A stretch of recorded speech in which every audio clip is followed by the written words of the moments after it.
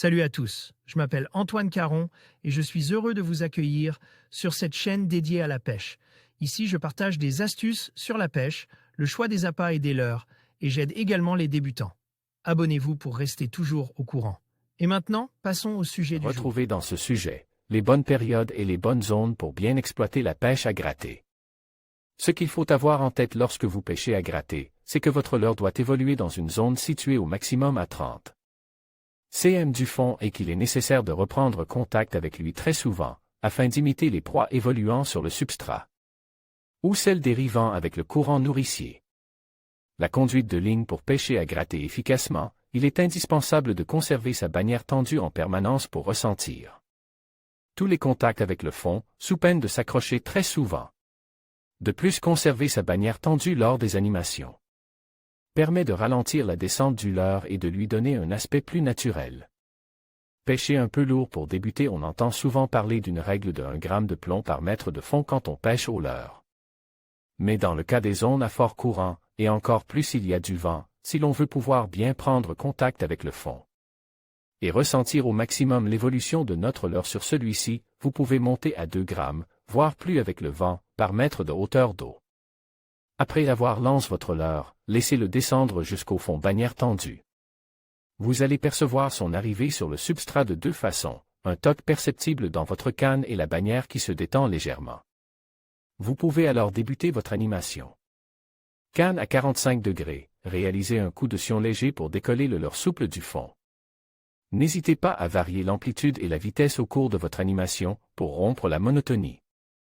De même, effectuez parfois 2 ou 3 animations successivement avant de laisser redescendre le leurre. Laissez redescendre le leurre en l'accompagnant avec la canne et en veillant à toujours garder votre bannière bien tendue. 95% des touches ont lieu pendant cette phase.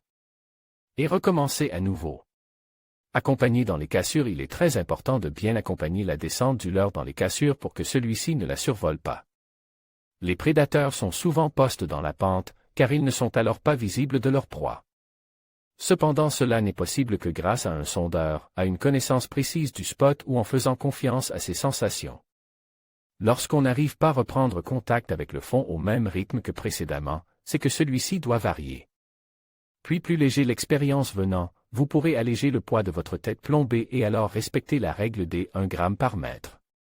Le but étant alors d'imiter une proie qui dérive dans le courant et d'offrir une présentation plus naturelle.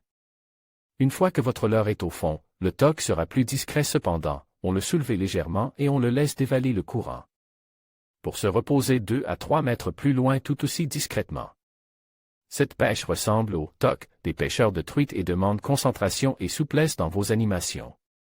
Il faut obtenir une présentation la plus naturelle possible et de permettre à votre leurre de se laisser porter par les veines de courant nourricière. Le montage texan comme vous allez pêcher sur le fond ou à proximité de celui-ci, l'usage du montage texan, hameçon cache dans le leurre, et recommande le plus souvent possible pour limiter les accrochages et les pertes de matériel. En termes de leurre souple, tout est possible, du shad, du slug, mais aussi des crocs qui sont des imitations d'écrevisses et donc de crabes et de crevettes par la même occasion. Vous maîtrisez désormais les bases techniques de cette pêche et vous savez où et quand l'utiliser. Il n'y a plus qu'à se lancer pour se rendre compte à quel point elle est rentable et passionnante.